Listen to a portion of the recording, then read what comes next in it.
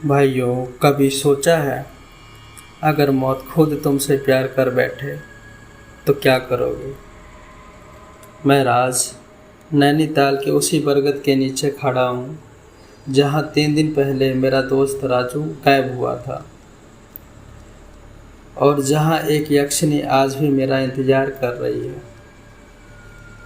ये कहानी सच्ची है। नाम बदले गए हैं क्योंकि कुछ नाम लेने से भी वो आ जाती है। नमस्कार दोस्तों, स्वागत है आपका रात की कहानी में। और आज की कहानी का नाम है यक्षिनी का प्यार मेरी मौत, पार्ट फर्स्ट। इस स्टोरी में सस्पेंस विथ हॉरर लव भी रहने वाला है, तो चलिए कहानी को शुरू करते हैं।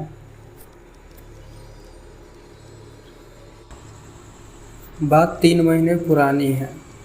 हम 4 दोस्त, मैं, राजू, अमन और विक्की नैनीताल गए थे। कैंपिंग का प्लान था।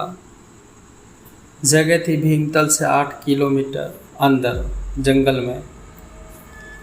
लोगों ने मना किया था। गांव का बुढ़ा बोला, बेटा उस तरफ मत जाना, पुराना बरगद का पेड़ है, उसके नीचे दिया जलता है, रोज़ रात 12 बजे यक्षिनी रहती है। हम हंस दिए। पढ़े लिखे लड़के भूत प्रेत में कहाँ मानते हैं। शाम 7 बजे कैंप लगाया। ठंड इतनी कि हाथ सुन हो गए।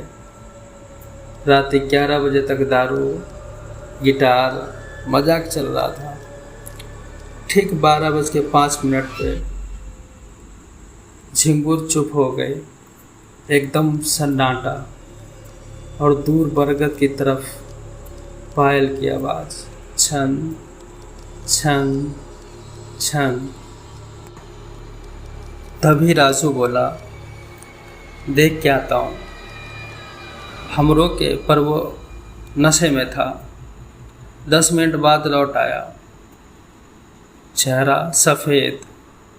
बोला, भाई वहाँ एक लड़की है, सफ़ेद लहंगा, इतनी खूबसूरत, पर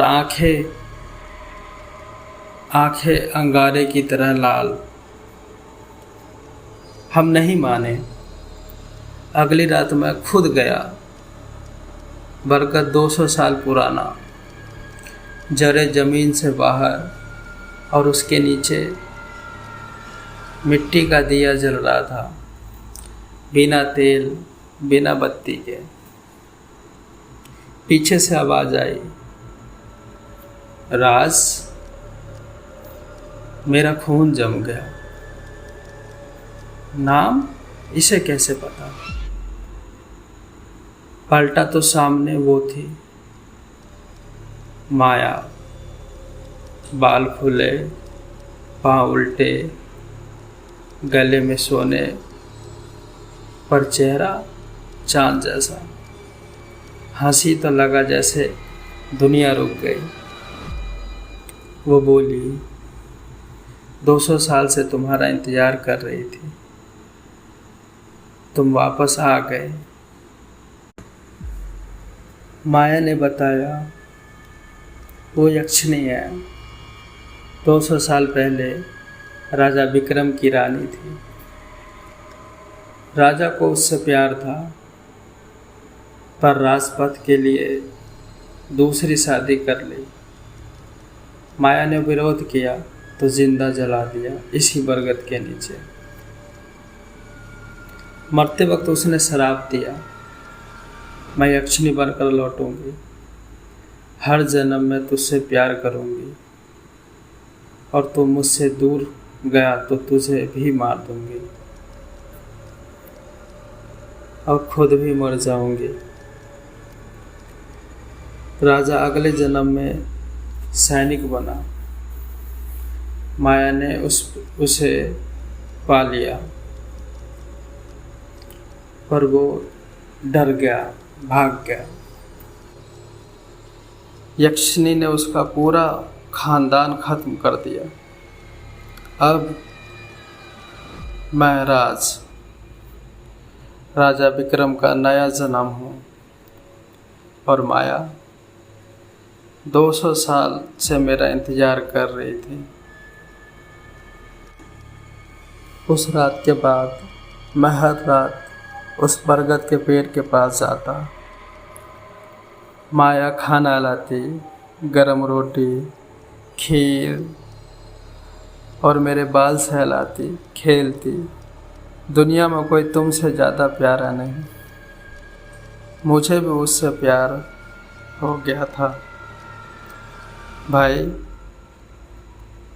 कौन नहीं होगा अप्सरा जैसी औरत, सिर्फ मुझे प्यार। तीसरी रात राजू चिल्ला रहा था टेंट में, बोला, भाई ये चुड़ैल है, इसकी परछाई नहीं बनती, इसके पाँव उल्टे हैं, तो मत जा उसके पास। माया उसी वक्त आ गई, हंसते हुए बोली, तुम्हारे दोस्त को मेरे पास तुम्हारा आना अच्छा नहीं लगता राज। अगले दिन सुबह राजू का टेंट खाली था, सिर्फ उसका फ़ोन बरगद के नीचे पड़ा था। फ़ोन में लास्ट वीडियो, राजू चिल्ला रहा है और पीछे माया हंस रही है। मैं पागल हो गया, माया के सामने चिल्ला पड़ा, तू डायन है, मेरे दोस्त को वापस कर। माया रो पड़ी, उसके आंसू खून के थे। बोली, उसने मुझे डायन कहा राज, उसने हमारे प्यार को बीच आने की कोशिश की। यक्षिनी का प्यार या शराब चुनना तुम्हें है। शर्त रखी, या मेरे साथ इसी बरगद के नीचे मर जाओ, हम अमर हो जाएंगे, या जिंदा रहकर एक एक करके अपनों की लाशें गिनो। कल विक्की, परसों अमन, फिर तुम्हारे माँ बाप। मैं वहाँ से भाग गया, घर आके कमरे में बंद हो गया। पर हर रात 12:07 पे खिड़की पे दस्तक, बाहर माया खड़ी, उसके पीछे राजू की लाश, विक्की की परछाई। और इतना सब होने के बाद मैंने पंडित को बुलाया।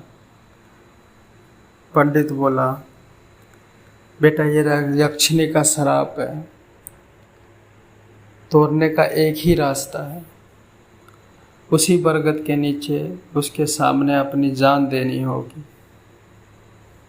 पर दिल से, प्यार से, तभी वो मुक्ति पाएगी। आज रात अमावस है, मैं जा रहा हूँ उस बरगद के नीचे।